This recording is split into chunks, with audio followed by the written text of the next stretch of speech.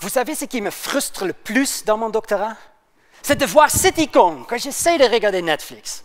Oh, mais ne croyez pas que j'évite ma thèse en regardant Netflix. Hein? Je fais de Netflix le sujet de ma thèse. Génial, hein? Mais trop souvent, je ne vois que cette icône. Et apparemment, le problème d'Internet, c'est les heures de pointe. Et vous le savez bien, hein?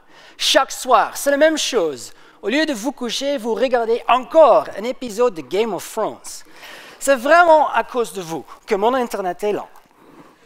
Mais blague à part, l'industrie prévoit que d'ici 2 ans, plus de 80% de trafic Internet consistera en cela, la vidéo à la demande, concentrée dans la soirée.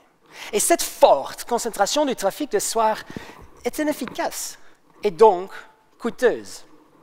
C'est un peu comme les réseaux routiers. Hein? En dehors des heures de pointe, la plupart des routes sont vides. Et l'idéal serait de répartir le trafic sur l'ensemble de la journée. Mais moi, je ne fais pas prendre ma voiture à 5 heures du matin. Hein? Cependant, sur Internet, pourquoi pas? Netflix pourrait très simplement télécharger mes épisodes à 5 heures du matin, non? En fait, ce n'est pas si simple, parce que ça voudrait dire que Netflix doit savoir à l'avance exactement quelle série je veux voir ce soir. Or, en réalité, même quand je suis sur le canapé, je n'ai aucune idée de ce que je veux voir. Moi, je perds presque 10 minutes à passer en revue toutes mes options avant d'en finalement choisir une. Et ça, c'est notre défi. Comment communiquer les données à l'avance quand on n'a aucune idée des besoins futurs? En fait, je connais un truc. Moi, je suis mathématicien, et vous, dans la série, vous voyez la violence, le sexe. Moi, c'est les informations qui m'intéressent.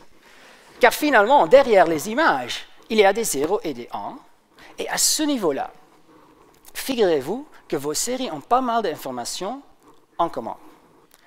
Et mon travail consiste à identifier ces informations communes.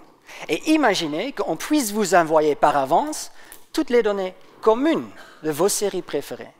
Le soir venu, au moment de choisir une série spécifique, il ne vous manquera plus que les informations uniques qui correspondent à cette série. Et c'est là, alléger le trafic pendant les heures de pointe, déjà un peu. Soyons honnêtes, on en est encore très loin. Nous savons très bien comment décrire les maths, mais pas toujours comment les résoudre.